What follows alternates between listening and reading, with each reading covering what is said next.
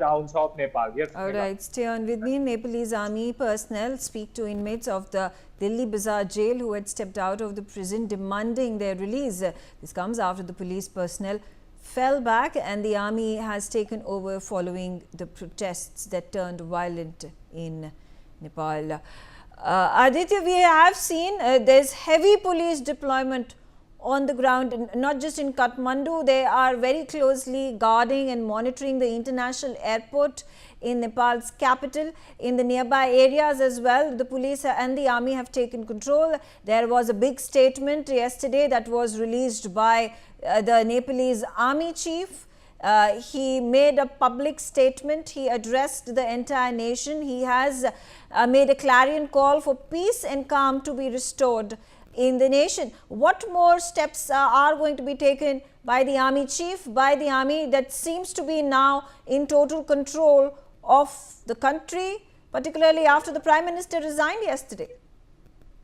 Well, considering the political vacuum that has been created in Nepal, post the resignation of KP Sharma Oli, there are reports coming in that this Nepal Army chief will take over to fill in that political vacuum. So at this juncture, the army has been deployed outside the Rashtrapati Bhavan of Nepal, and also in many critical junctures and many areas, all over Kathmandu and other, towns and cities of Nepal, the army has been deployed.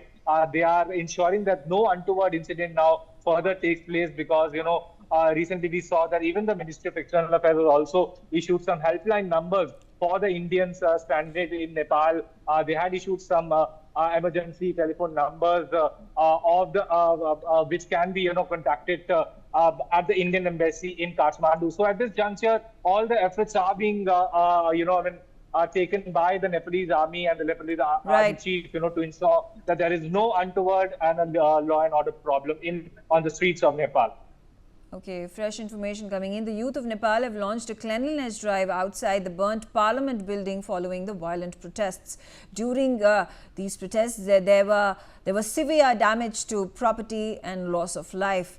Several buildings and vehicles had been burnt down as a result of the protests turning violent. Aditya, it looks like the youth, the Gen Z protests that have taken over most parts of Nepal are now coming back on the streets today morning. I think they are satisfied that they have been able to overthrow the government led by KP Oli, and now they're back on the streets today. We can see visuals on our screens of the cleanliness drive after the mayhem that has been caused. Also, there were calls that were being made on social media and otherwise by a number of these protesters asking the demonstrators to calm down and close their protests and restrain themselves from more violent activities on the streets. Do you think calm has finally been restored in Nepal? Well, absolutely. It is very, at this juncture, the youths, you have started this cleanliness drive, as you had mentioned. However, still, there could be some security threats, which the army, the Nepalese army is ensuring that it doesn't escalate now from here on, because the youths were absolutely angered with the KP Sharma Oli-led government because, as per them, this was a direct attack on the freedom of speech and expression of there, because, all the Gen Zs are all young youths, who are in their 20s, in the mid-20s, 30s, and so they were very angered because of this stance of the KP Sharma Oli government.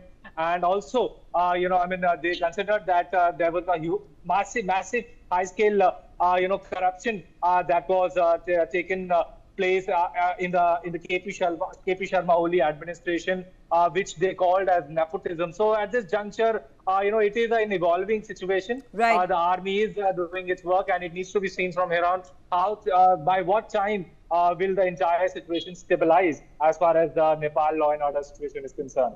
Okay, thank you, Aditya, for giving us those